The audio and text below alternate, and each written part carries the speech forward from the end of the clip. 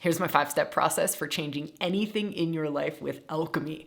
I've been teaching mystery schools for 10 years. I've been studying mystery traditions for about 30. It's been a pretty intense ride, and I've distilled it into 5 things. This is stuff that has shifted deep physical things for people, like health things, stuff that shifted. For me, it was finances, shifted massive financial stuff with this same practice. And just this morning, I shared it with a group of 10,000 people in our ReWilding community. And everyone at the end said, put this out publicly.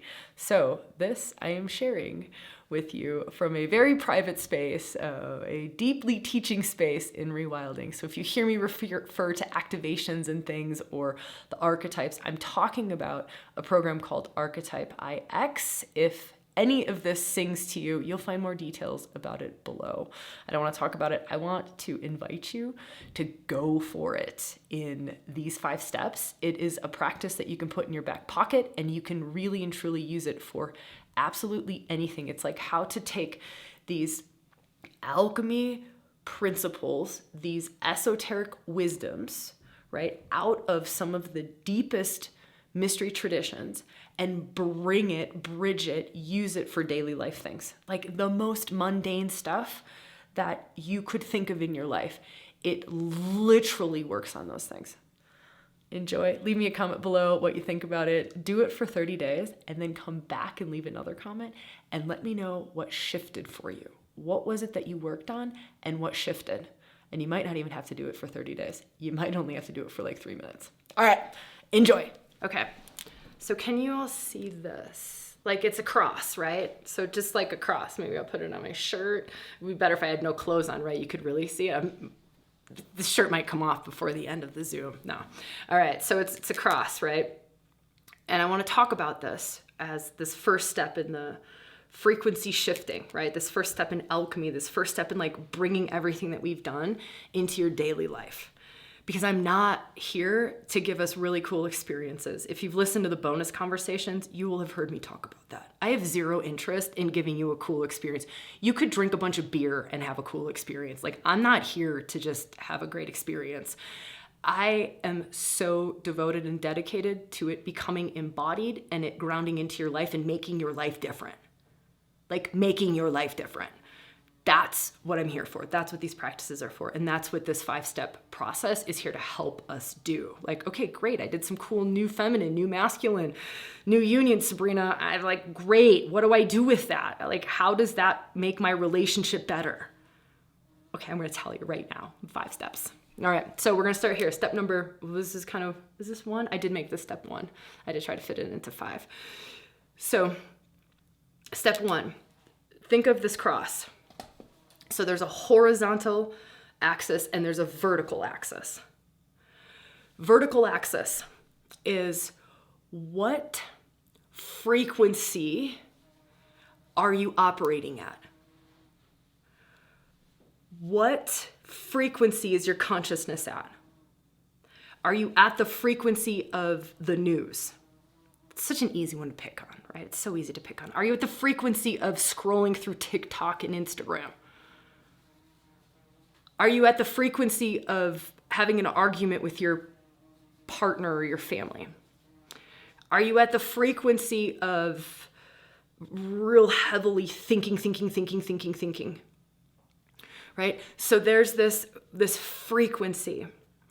And on this one, I like for this first step to go, put me in the perfect frequency for my highest self in this journey right now. So you're about to go on a journey. I'm going to explain what the journey is, but there's a wisdom in you that knows where to put you on that. Sometimes it's really wise to be in, let's say, archetypal realm. Sometimes it's really wise to be in essences realm. Now I'm talking about higher states of consciousness here, right? But there's juice and there's magic in the archetypal realm. There's juice and there's magic in the essences.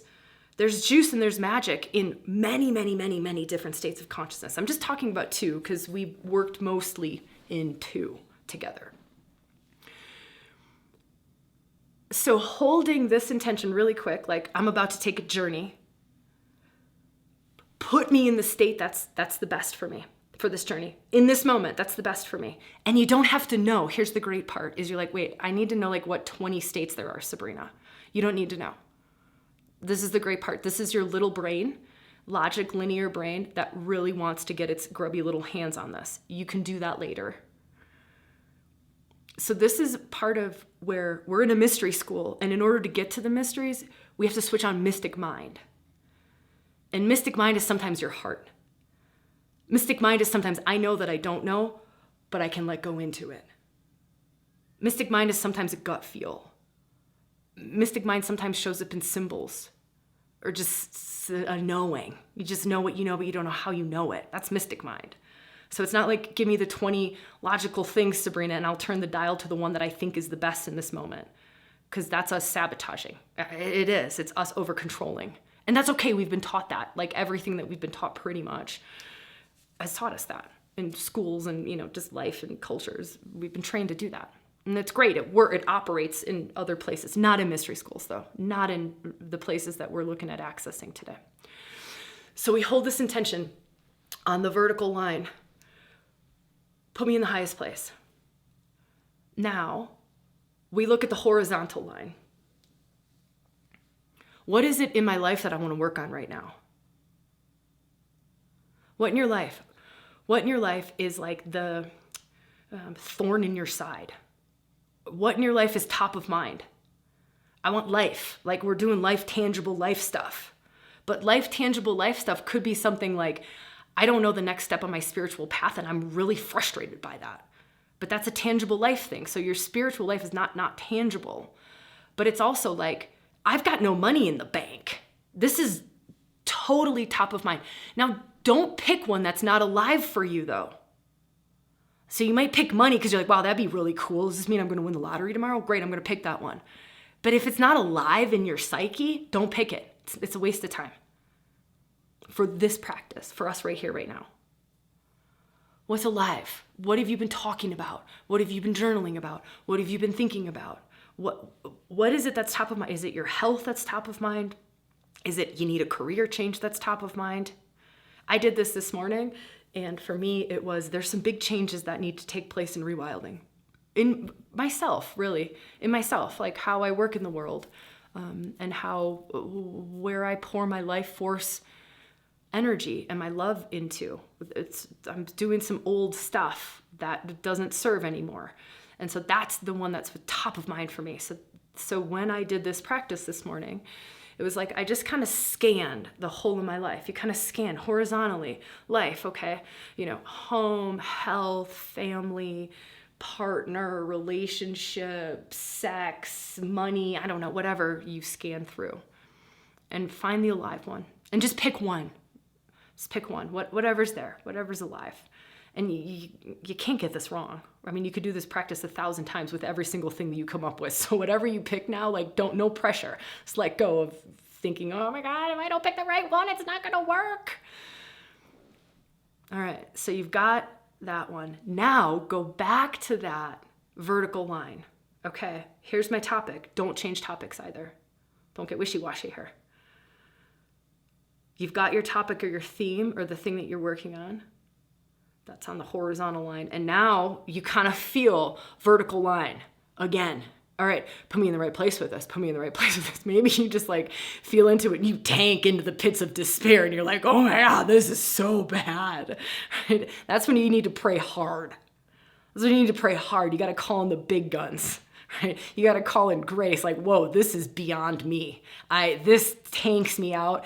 I just turn to this thing and I go right down into I'm going to say it like a Wisconsin farmer, I go right down into the shitter with it. Like, whoosh, it just takes me right down. And so this now is when you go, okay, feel your body. Watch my body.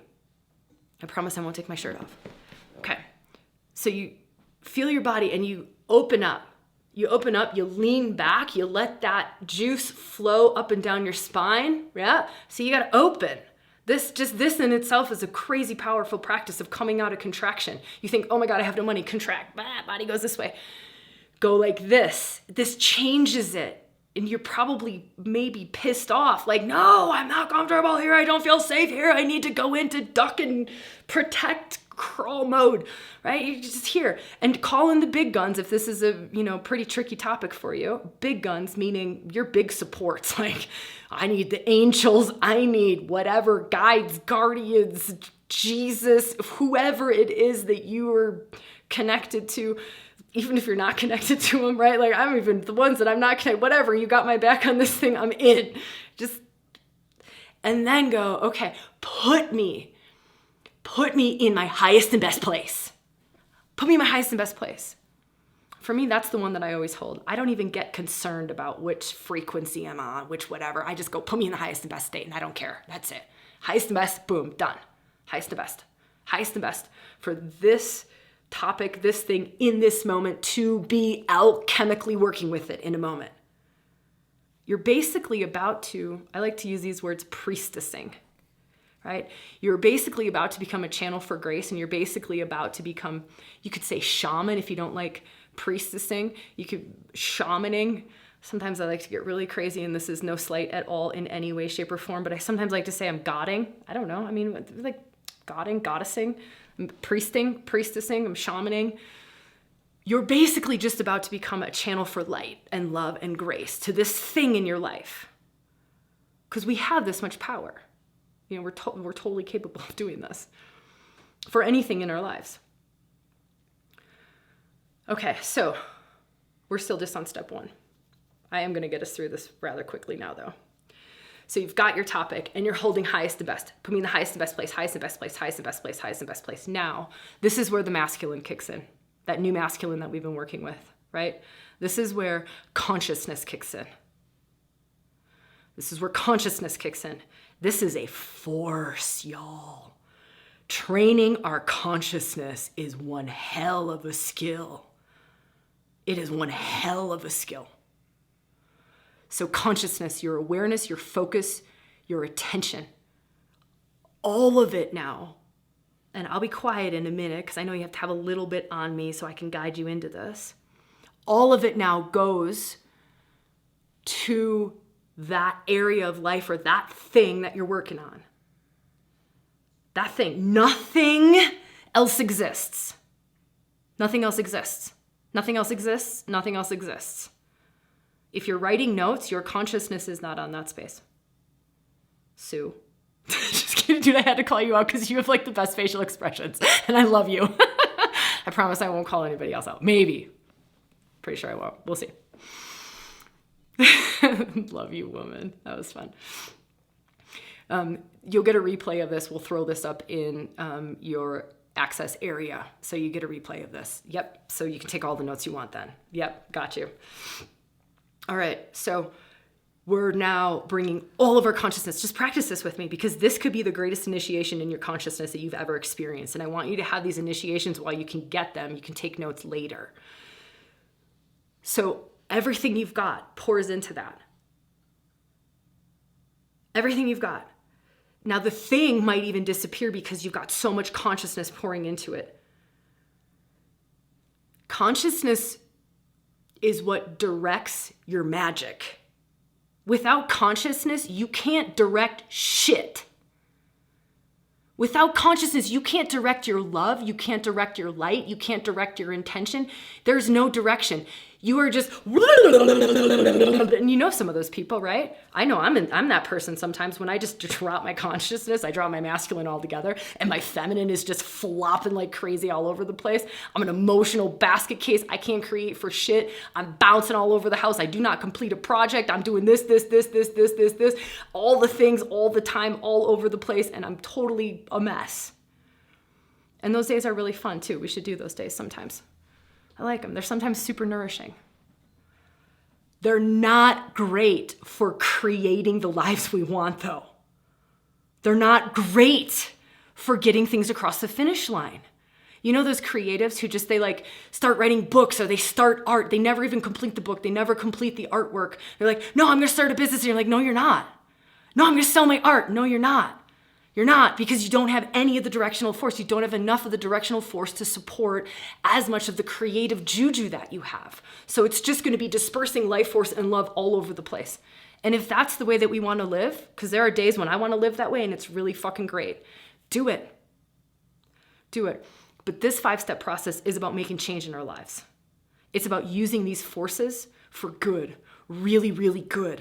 Creating like the greatest life that brings you the most amount of joy that you can possibly fathom. So that's all masculine practices. Those are all the masculine practices. That's not just the new masculine activation. That would be like working in the masculine archetypes, like Mars, Saturn, Pluto, Priapus, Horus, Osiris, right? Massive focus. Uranus pushes you outside of the box so that your consciousness can go into states of miraculous energy. Jupiter expands anything that you put your consciousness on. Good luck, force, right? Like, I want some of that consciousness awake in myself. Like, bring me some Jupiter to blow up my finances and bring good fortune and good luck. So there's all these different flavors, right, of masculine consciousness. There's all these different, and they open up different capacities in our consciousness. So it's not just that consciousness is directional force. There's different flavors within consciousness, like I just shared with you. You know, Saturn's consciousness puts you into self-mastery. Any of you on a path of self-mastery where you're like, I really want to master my teaching. I really want to master my mothering. I really want to master whatever it is. Saturn, we've got to have Saturn consciousness. Saturn is Mr. Miyagi on crack, right? Saturn is just, he is going to bring that consciousness in, like, I will sort you out. Okay, so feeling into all the different flavors of masculine consciousness right now that you can. All the different flavors of masculine consciousness right now. And just imagine that there's more gifts than you could possibly fathom held in these archetypes. There's more gifts of masculine consciousness. Like, there's a masculine consciousness that loves the deep, unseen, hidden, and it will literally love that up and out of someone. That's Pluto. I think we're working with him in membership tomorrow, by the way. So whoever's in ReWilding membership and you want to work with a little bit of the dark god and the dark goddess, I think we're working with Pluto and Black Moon, I think. But I know we're working with Pluto. So now feeling into that thing, that area of life, and these different threads of masculine consciousness, whatever ones you're open to in this moment. I'm not open to all of them. Right? But whatever ones I am open to, whatever ones you're open to, like my grandfather was a warrior. That is loud. It has been loud since I was a kid, right? He was in the military. There's loud warrior in my masculine. It's just always been there. So whatever is loud in your masculine, and you don't necessarily need to know, you could journal on that later if you want to get, you know, more like tangible with it, which is great and can be a good practice for people. Those masculine consciousness threads pouring into that thing that you're working on. Now, this is a lot of times where people stop, right? This is a lot of times where people stop. They're like, well, if I just bring my attention to something, I'm just going to bring my attention to it. I'm good. So here's step 3. We brought the masculine. Why are we not bringing the feminine to everything? I remember a long time ago listening to Andrew Harvey. And I was like super into masculine practices at the time. Like I spent 10 years in just straight up masculine practices. And I remember Andrew Harvey, one of the first times I saw him speaking. And he was like, bring some juice when you pray. And I was like, I don't even know what that means, dude. Like, I thought I was just supposed to like, you know, like I grew up like a good Christian girl. And, you know, like I'm just praying this way or this way sometimes. And I was just like, aren't I supposed to be like, totally domesticated about this, you know? I'm supposed to be like totally still. There's supposed to be nothingness. And he's like, bring the juice, bring the love. Where's the life force? And I was like, fuck, that makes a lot of sense, man. Because I know when I get passionate about something, shit changes in my life. Like when I know when I like bring my energy to something, I bring my love. I know when I bring my love to a person, they change. Like I know when I bring the juice, stuff changes. I'm like, oh, good point. Harvey? I love it. I did an interview with Andrew Harvey, actually. If you want to watch that on the podcast, we'll maybe throw that in an email if you're interested. It's my favorite interview I've done of all time. Favorite. I mean, I was high for like an entire day after that because him and I were so in divine feminine energy and just like, this is what the world needs. We need more dark goddess. Yes, we need more juice and Shakti. Like, let's wake them up. You might not want that much. Maybe just take in doses. So this third step, coming back to our practice, you're holding that which you've been called to work with and trusting that, on that horizontal line. This is the thing that's alive. This is the thing that's alive. I'm called to work with this. So you bring your consciousness, more and more threads. If you open up more and more and more threads of consciousness, that's more different gifts of the divine masculine that get to go in there. More and more flavors. There's certain wisdoms in Mars, certain wisdoms in Saturn, certain wisdoms in Pluto, and we all have all of those parts. They're just oftentimes not always activated. Like I had strong warrior. I had no Pluto. I didn't have Pluto. I had Mars. Like it was nobody's business. I didn't have Shiva until I started doing all my masculine practices. I didn't have Osiris, like god of death before death. Like opens up all the mysteries of that. So the masculine's coming in, and now we worked with the feminine rising. And so feel like you just felt me kind of Shaktify our space. And some of you were like, oh my God, this is a lot of juice. And I'm ramping it up a lot because I'm here in our space and I have to fill our space with Shakti. Like I don't walk around my daily life with, like, sometimes, not all the time. On those days when I drop my masculine, for sure. But how much juice do you have access to? This is a great question. How much juice do you have access to? How much life force do you have access to, right? If you're looking at me like I've lost my fucking marbles, and you're like, dude, I don't even know about that, but probably don't have a lot of access to the juice. And there's nothing wrong with that. I had zero access to juice. I looked at Andrew Harvey like he had a third eye when he was telling me to get some passion in my prayers. Get some juice. Where's the juice? Where's the life force? And I was like, what are you talking about, dude? Like I'm in nothingness and stillness. I was taught that this is where the magic is at. Yeah, okay, there's certain magic there. All right, so the juice, and in the juice is the feminine, and there's all different flavors of juice, all different flavors of wisdom. Like Persephone comes in. She brings a certain flavor. Mary Magdalene comes in. She brings a certain flavor. Black Madonna comes in. She brings a certain flavor. Isis comes in. She brings a certain flavor. All these different flavors, all these different wisdoms. Imagine, now you've got all of these different wisdoms of juice, of life force pouring into the thing that you got a problem with. Y'all, that doesn't stand a chance. You're aligned with your highest self. Right? You're aligned with your highest path forward, whatever this like weird crunchy thing is in my life right now or challenging spot in my life. It doesn't stand a chance. It's got all of these flavors of consciousness coming in, being permeated, penetrated, focused, directed. Now the life force and the juice comes up, right? The juice pours in. This is the alchemical magic, right? The directional force, all of the juice, this is the union, right? The union, the masculine holds the container, directs it, brings his different flavors of consciousness. The feminine rises with all of her different wisdoms, her different shaktis, her different juice, pours into this container of the thing that you're working on, wanting to change in your life, and then you just let the two do their fucking thing. You let them do their thing and you hold the intention, my highest and best, my highest and best, my highest and best, my highest and best, my highest and best, my highest and best, my highest and best, and you energetically work it. We're in a mystery school. You work in the mysteries. We're energetically, you work in the energy realms right now because it's really easy to move energy. It's really easy to move energy. Really easy to change energy. Really easy to alchemize it. Super, super easy. So you work in the energy realms. The energy realms, like right now, like I can feel it's happening. And I'm totally focused on you guys, but I can feel it's happening. And you feel like it's alchemy. It's just alchemy. It just moves from one form to another. Even if it's like, it moves one tiny little boop. That's alchemy. And you don't even know what that tiny little boop in the energetic realm is going to ripple out into physical world. That little boop could be win the lottery, millions of dollars in your bank account tomorrow. You have no idea.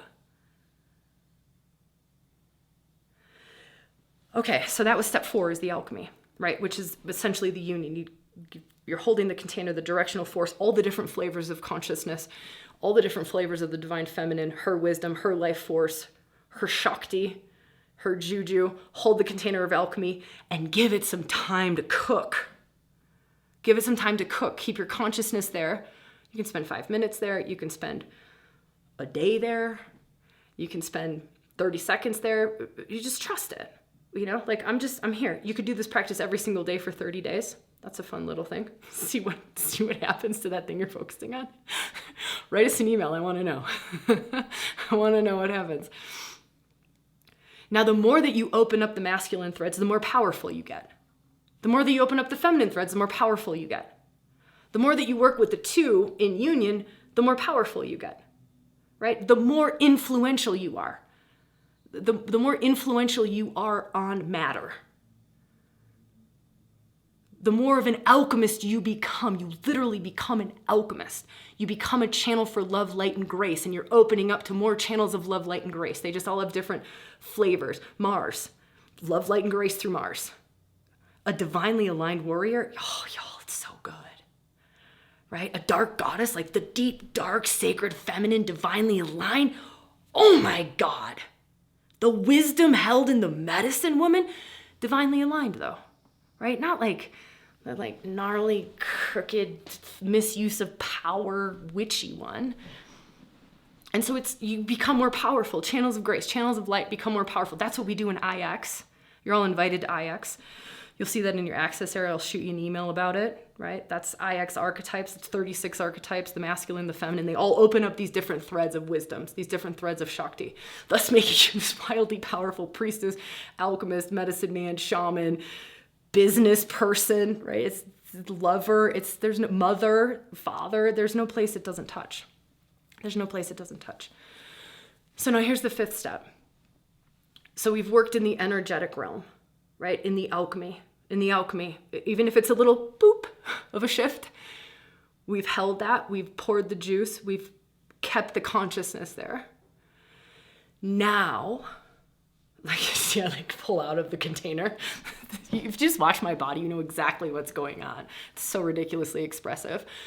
But now what you do is you open up mystic mind to translating, right? Now is the time when we get the piece of paper and the pen out.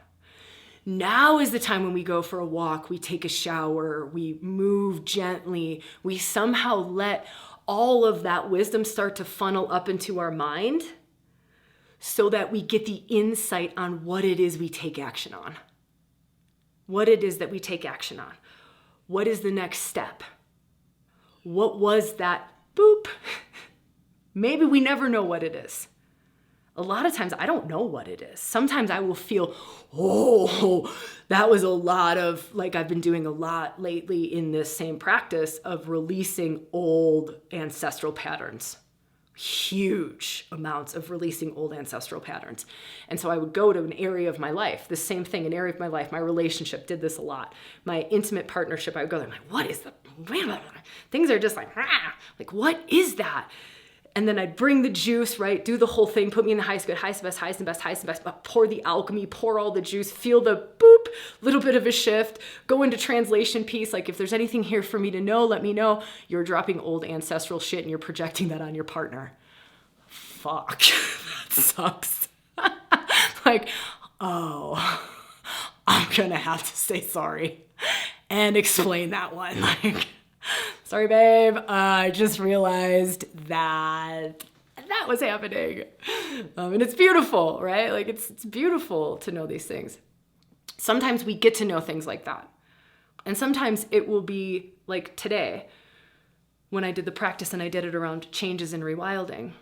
And I opened up to the translator piece, right? Translate the wisdom, mystic mind, translate the wisdom, bring it into the tangible, bring it into the physical. What is here for me? And it was these 3 steps. It wasn't, this is what's happening, because that wasn't important to my soul journey. It's about your highest self, your highest path, your soul. My soul doesn't need to know, in this case, the what. But there were 3 steps, these 3 things. Now, All right. And I'm going to do them as soon as we're finished challenging and, I can recover like for a quick moment. And I'm going to do those 3 things. And they might not unfold. I don't know what's going to happen. I have no idea. I can do the alchemy practice again then if there's a glitch in the system. One of the greatest archetypes to work with to open up the translator piece is Mercury. Mercury's messenger of the gods.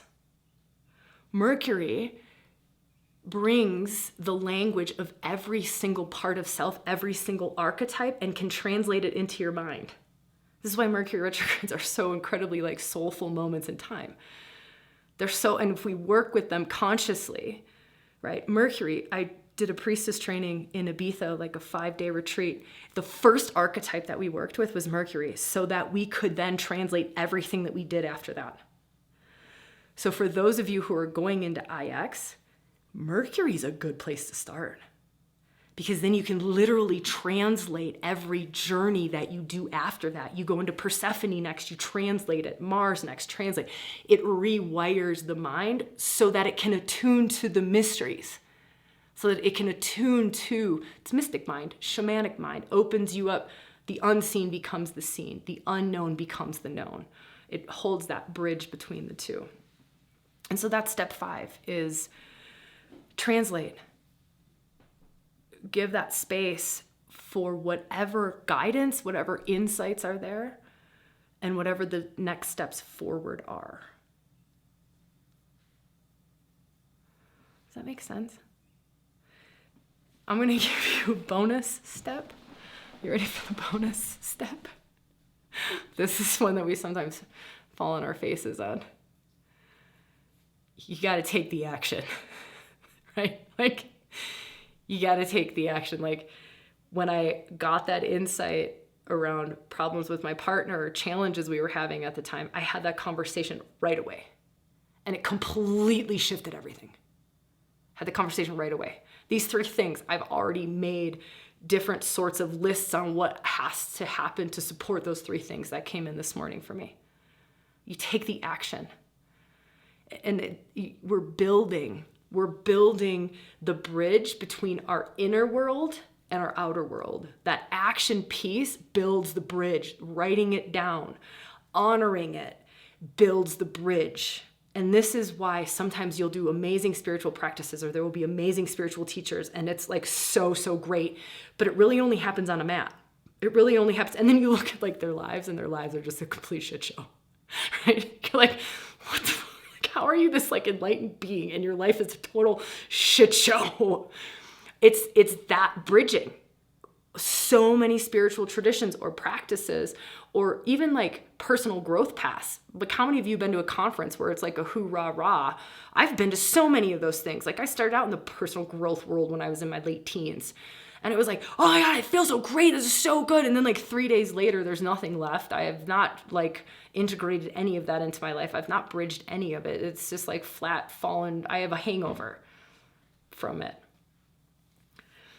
And so that piece of give yourself the insight, give yourself the space to get the insights. Write them down, bring them back into life, share them with somebody. Confession time, right? The holy witness is powerful. The holy witness, share it. Our Facebook group acts as a holy witness. That's why I'm always asking you guys to share. I'm not doing it because like it's good for the Facebook group algorithm. We all know Facebook's dead anyways. There's nothing going on there. It's to give you all a space for the holy witness. And in the holy witness being shared, it's like you bringing it through to another degree. It's not just being written in your own notebook. Somebody is observing it into reality for you. And then taking the action. Trusting. It's developing this deep trust with your rainbow sheep self, your true shining self, right? You, true essence of you, the thing that I was like making those jokes about at the beginning. Why is it that we have to train to get to our true selves? I know for me, like my whole life up until my 20s when I started doing this work for myself at the time, like I was taught not to live for my true self. I was taught to make money. Like, make money, get husband, have babies. Okay, that's great.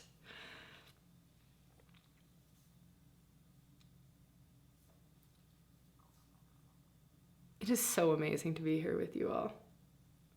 I'm going to give you a minute, just a minute, to just feel what's most alive in me right now. Like, what's the biggest insight that's coming? What sparked in this conversation or this practice? What's the biggest thing for me to remember to take forward? Biggest thing, or things like write a letter to yourself. Sabrina, do not forget.